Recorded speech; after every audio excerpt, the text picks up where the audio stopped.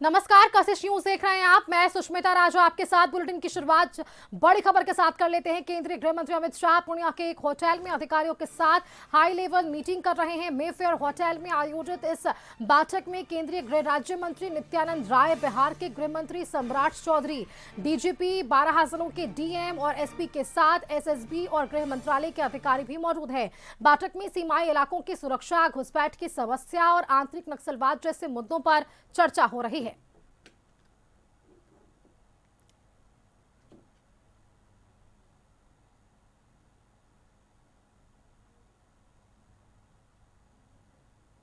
इधर आते हैं और देश के गृह मंत्री जी इधर आते हैं तो हमारी सीमा और भी सशक्त होगी।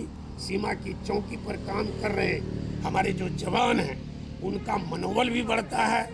और इस क्षेत्र में जो घुसपैठ हो रहा है, घुसपैठ पर भी हमारे जो कमिटेड सरकार है और गृह मंत्री जी कहे हैं कि एक एक बांग्लादेशी घुसपैठियों को जब तक हम देश से बाहर चुन चुन कर नहीं निकाल देंगे तब तक बैठने का काम नहीं करेंगे।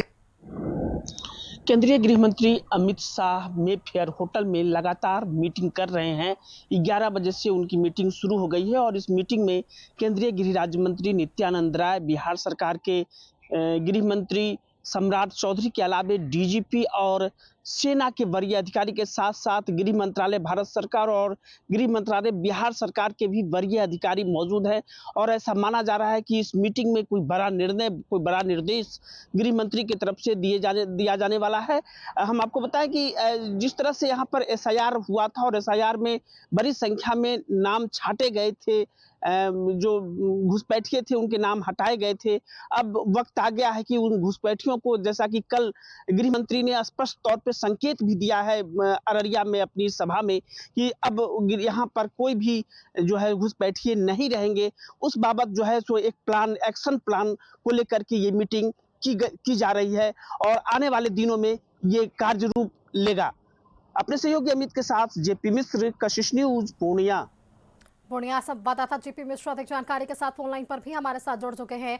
जेपी, बैठक अब भी चल रही है, लंबा समय हो गया इस बैठक की शुरुआत को, क्या जानकारी मिल पा रही है? बैठक में और किन विषयों पर चर्चा फिलहाल जारी है?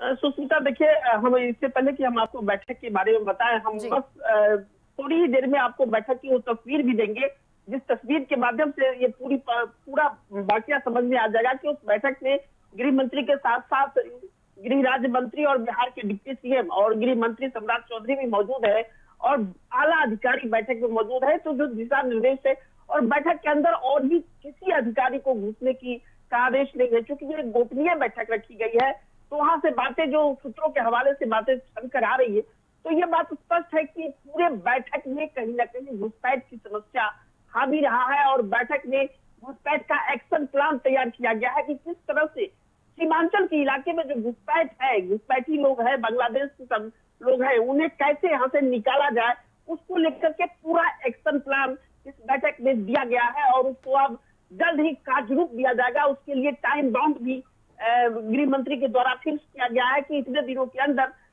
ये जो है सो घुसपैठ की समस्या को पूरी तरह से खत्म कर दिया जाए। साथ ही सीमा की सुरक्षा भी एक अहम मुद्दा है, तो सीमा की सुरक्षा को लेकर के भी एसएसबी के जवानों के साथ और एसएसबी के वरीय अधिकारियों के साथ बैठकें की गई हैं।